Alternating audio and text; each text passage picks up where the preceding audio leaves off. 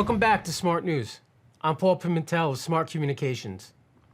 New megaprojects are creating unprecedented opportunities for SMART members across our two countries.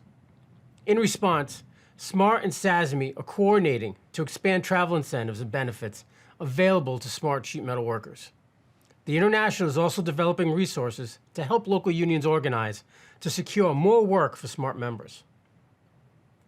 New traveler benefits and incentives were the focus of the February episode of the Talking Smart podcast. Check out some highlights from our discussion. The travel benefit for SASME has traditionally been a deductible expense, meaning that if you got the old travel incentive of $1,125 as a max, that would be deducted from your account balance. Going forward, not only did we increase to potentially 3 installments of $600, no offset against whatever international incentives that might be in play, it's no longer going to be deducted from your SASME account balance. This is to assist people with travel, housing, lodging, gas, and mileage per diems so that they can get to these projects. The trustees made a conscientious decision to actually change the eligibility for just the SASME travel benefit so that non-SASME members, provided they are dispatched in a location to a job that has SASME in the collective bargaining agreement, those non-SASME members will automatically become eligible upon dispatch for a payment of up to $1,800. What excites me about the mega project process that we're going through as an industry is it's going to give us the opportunity to grow to the numbers that we haven't seen for well over a decade. You know, that's the point that John touched upon is how do we meet that need? How do we grow collectively within SMART to ensure that we're able to assist that local? How can the International streamline processes? How can we make partnerships that ensure that the business manager, that the organizer, they have the time to be able to focus on the mega project, focus on their core work, right? We don't want to lose that core work. We don't want to lose market share coming into this and come on the other side and be like, what happened to our other work? We don't want to do that. So what tools can we best put in place to help ensure that doesn't happen? We'll see a couple changes to the bounty for the current members, and then we'll have bonus payments that once they're approved, if you're a new member coming in and you've worked 1,000 hours and your 6 months, whichever comes first, you'll be eligible for a bonus up towards to potentially $1,000 for meeting those needs. And of course, the SMART incentive stems ready to be added where it needs to be. Our absolute need to grow paired with the mega projects, the infrastructure spending that Paul was talking about, that's going to create the opportunity for us to meet the numbers that we need moving forward. And it's also going to drive us to evolve as an organization. Essentially, what we're going to do is we're going to assist the locals by giving them a platform where anytime they have a person of interest list or they've done any strategic recruitment or they've talked to contractors, they can collect that data in one area. The business manager will be able to see a dashboard of activity of what's happening. If they have a large project or a mega project in their area, they'll be able to see who's traveling in, who's traveling out. The organizer will be able to see any person they've went out and they've collected through handbills or a landing page or billboards. They'll be able to see those various items on their dashboard and see what's working and what's not. There's been a lot of talk around the International about recruitment and retention and diversity and inclusion and all these different conversations about how do we do a better job reflecting the communities that we work in, and how do we give every person that can do our work the opportunity to elevate their life and become a part of this great organization. There isn't a time I can think of in the 31 years I've been a member where there's been the opportunity to really dig deep into our communities and have our minds, our hearts, our hands out and knocking on every door to diversify our workforce, to represent everybody, regardless of their gender or their ethnicity. We need to find every worker and give them the opportunity to not only support our local, but to support their families and grow as we meet these demands.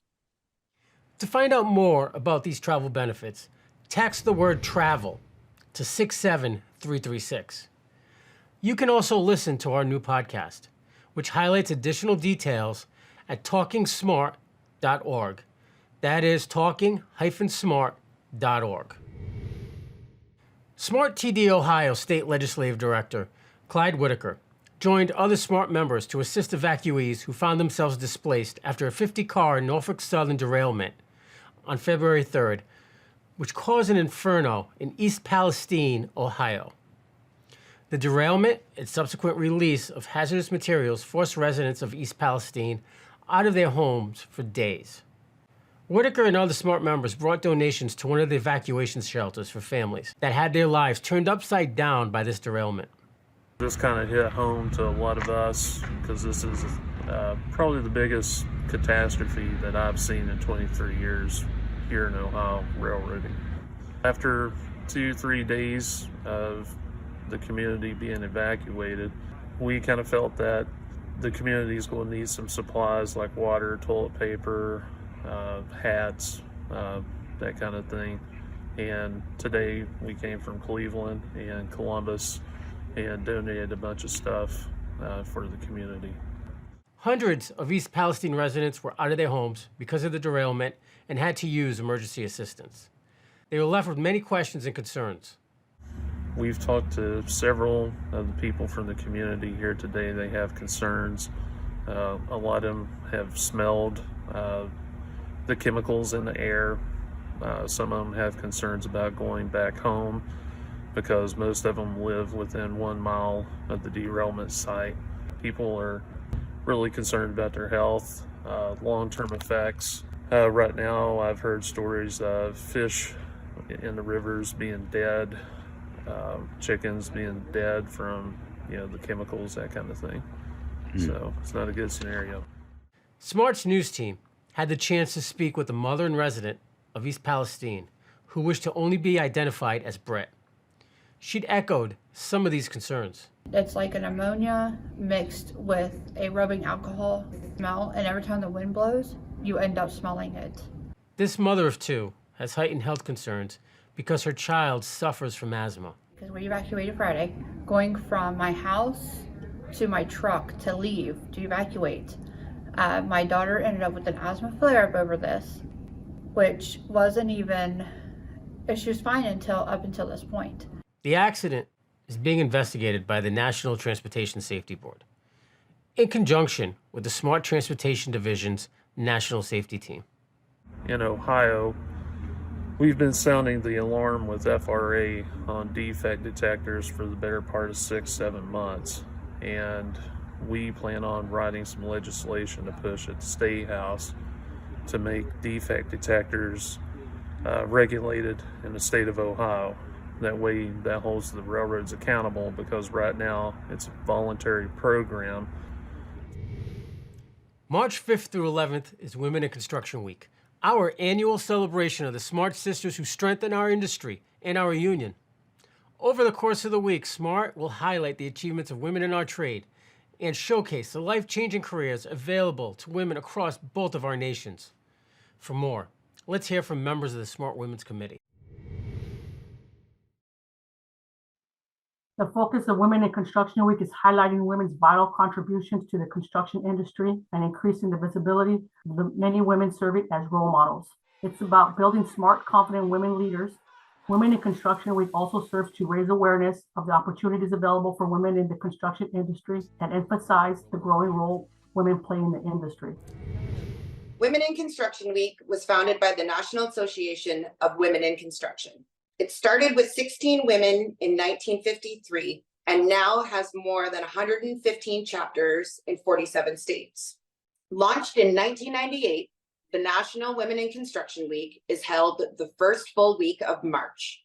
It's to celebrate women in construction and to educate the public about the many opportunities that exist for women in the trades. During Women in Construction Week, we ask you to make a donation to support the efforts of Soldiers Angels. The vision of Soldiers Angels is to ensure military, wounded military, veterans, and their families have access to community resources, comfort, and support. With a global network of volunteers representing all 50 states, Washington, D.C., and 31 countries abroad, Soldiers Angels work to ensure that those who serve or have served are supported, uplifted, and remembered through a variety of support programs. In November, Smart Army and Smart Women participated in an event to make paracords bracelets for deployed service women and men. We are once again partnering with a great organization. Stay tuned for exciting events and opportunities during Women in Construction Week. We will be collecting photos of women in sheet metal, and we will be having our annual Smart Kids Art Contest. We will wrap the week with the happy hour on Friday, March 10th, which will be a fun time. For more information, text the word sisters to 67336. Smart TD President Jeremy Ferguson, Local 744 Secretary and Treasurer Adam West, and others from Smart and Rail Labor joined Senators Bernie Sanders and Michael Braun for a press conference on February 9th. Both senators were among a bipartisan majority that supported a paid sick leave measure for rail workers that was blocked by a Senate filibuster in December. Let's take a look at highlights from their press conference. We are here today assembled to send a very strong message to the CEOs in the rail industry. And that is that the American people are sick and tired of the type of corporate greed we are seeing in that industry. This is a fight that needs to continue, and it is a challenge for all of us union leaders with the railroads, both freight and passenger, because historically nobody has had paid sick leave. When I heard that you didn't have a guaranteed sick day, I wondered how could you get by with that in this day and age? You don't know when you're going to get sick. Depending on where you're at on the attendance policy, marking off sick to go see a doctor sometimes takes 3 days. And if you're at the end of your attendance policy there, you're most likely going to skip your doctor's appointment. You're not going to go to the dentist, and you're not going to get the preventative health care that you need to stay healthy. And you should not have to scrap for sick days the way we all know it, with no preconditions, not conditional. In my view, if the industry can afford to spend over $20 billion on stock buybacks and hand out huge dividends to their wealthy shareholders, they can afford to provide rail workers with at least 7 paid sick days. Record-breaking profits, CEOs making out like bandits, workers not getting 1 paid sick day. Now, that may make sense to somebody. It does not make sense to me. Well, I have news for executives in the rail industry. If they think that those of us in Congress who voted for 7 days paid sick days for workers are going to forget this issue, they got it wrong. We are not going to forget this issue. To see this energy still coming from our senators and still behind rail labor, not forgetting how bad it was last year and not just moving on to the next press conference and leaving us behind. We are very, very thankful for that, Senator. And I look forward to working with you and Senator Braun in the very near future on continuing this fight forward. The American people are behind these workers overwhelmingly. So if the railroads themselves do not come to the table and negotiate an acceptable agreement to the unions, we are going to have the executives here in this room, in this committee room, and we surely will bring legislation to the floor. Among the Class 1 carriers, Sanders specifically excluded CSX. Immediately prior to the event, CSX and other unions announced they had reached on-property agreements providing some paid sick leave to railroad workers. If the other carriers do not voluntarily follow suit, Sanders and Braun cautioned them, stating that the Senate would intervene with legislation mandating paid sick leave. The Belonging and Excellence for All Committee, or Be for All, launched its first ever Toolbox Talk on January 19th, 2023. This is the initial step in an ongoing effort to educate, spread awareness, and help strengthen SMART and the unionized sheet metal industry. For more on the Toolbox Talks, which will be distributed every other month, let's hear from General President Joseph Sellers. Thank you, Paul. It's great to be back on Smart News. The strength of our union and our industry depends on our ability to create workplace environments that are welcoming to all, no matter who you are. Together, we must meet the workforce call with the necessary skill set and to be job ready. Jointly, we created the Be for All Committee with SMACNA and the ITI. Part of our Be for All deliverables is the Toolbox Talk initiative. This is one of the concrete ways that we can talk and make sure everyone feels like they belong in our union. Toolbox Talks are embedded in the union sheet metal industry. a way for us to talk to one another about our core principles as a labor organization. Principles like mentorship and solidarity, sticking up for one another, having each other's back. The first in a series of Toolbox Talks was launched in January. It was on being a good crewmate. I encourage all members to find it on our resource page at smart-union.org. And I look forward to more throughout the year. And this spring, enter the Be For All, I Got Your Back challenge by sharing a picture of a new connection you've made with a coworker on social media. Mega projects continue to break ground across both our countries. We must grow and get our members on those jobs by committing to important steps like the Be For All effort. We will ensure that growth for generations to come. Thank you, and please stay safe. Prince George's County in Maryland is considering a project labor agreement for the county's Blueprint Schools program, which will use a public-private partnership for more than $1 billion in school construction in the county.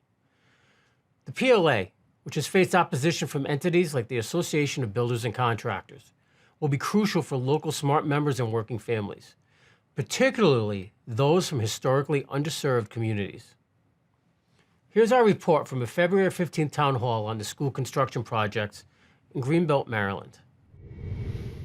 We all want to have a better quality of life, good wages, benefits for all Prince George's counties. Everyone deserves a wage that can sustain a family here in Prince George's County.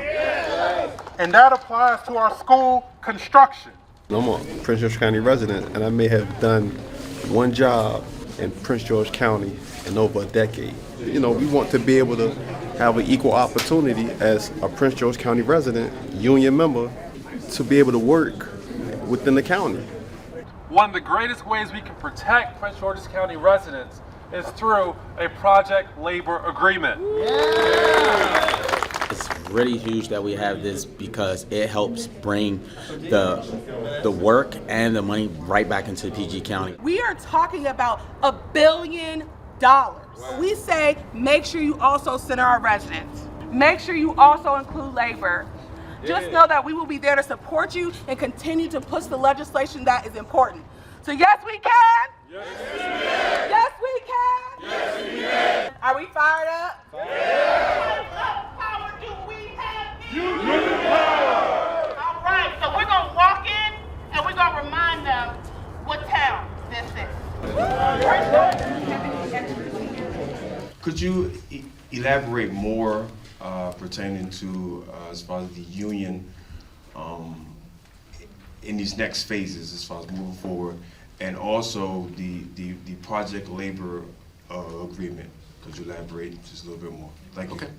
Well, so first of all, around the union participation in phase 2, we believe, as we set forth in developing the framework, that prevailing wage was our standard and what we provided before. Just having prevailing wage is sometimes not enough. You want to push back against misclassification. You want to include a local hire provision. We are excited to figure out how to engage as many local workers, as many local businesses as much as possible. My job is going to take the counsel of our leadership and what's decided, and to put that into practice. My very first job in Prince George's County was a PLA right around the corner in College Park. And I feel as that if we don't support this, what are we giving our youth right now that wants to come into unions? But I've been traveling to Virginia for over 17 years to work. And I think that we should have a fair opportunity to work within the Prince George's County area. February is Black History Month, and there's no better time to recognize the shared purpose of the labor movement and the fight for racial justice. One example of this common cause is the life and advocacy of Dr. Martin Luther King Jr. Dr. Martin Luther King Jr. recognized that the struggle for racial justice cannot be separated from the fight for workers' rights. During a speech to the AFL-CIO in 1961, He noted that the needs of African Americans are identical with labor's needs. Our needs are identical with labor's needs: decent wages, fair working conditions, livable housing, old age security, health and welfare measures, conditions in which families can grow, have education for their children, and respect in the community. In the same speech, King went on the offensive against so-called right-to-work laws. When King was murdered in Memphis on April 4th, 1968, he was in the city to support a sanitation worker strike. The sanitation workers, who organized with AFSCME despite the city of Memphis refusing to recognize their union, walked off the job after 2 workers were crushed to death in a garbage compactor in February of 1968. The strike ended shortly after Dr. King's death, when the city of Memphis agreed to recognize a union and provide wage increases. This history often goes untold, just like Dr. King's radical vision is often watered down. During Black History Month and throughout the year, it's important to study the past so we can achieve justice for all in the future. In a move projected to save union members some $3 million over the life of its new lease, the Smart Transportation Division relocated from North Olmsted to Independence, Ohio, late last year. The move reduces Smart TD's office's footprint by 17,000 square feet, saving approximately $20,500 per month in rent for the next 6 years, and then $25,500 per month thereafter. Smart TD's new mailing address is Smart Transportation Division, 6060 Rockside Woods Boulevard, North, Suite 325, Independence, Ohio, 44131-2378. To get the address sent to you, text TD address to 67336. The Norfolk Southern derailment and its impact on workers in Ohio demonstrates something that union members have always known. We are in this fight together. We need to grow our union and have each other's backs to win safety and workplace protections for all. We saw this solidarity in 2020 when we secured the victories that ensured legislation to protect your retirement, create jobs, and get our 2 nations to work. It's time to stand united to make further progress in the years ahead. Thank you for watching Smart News. Solidarity forever.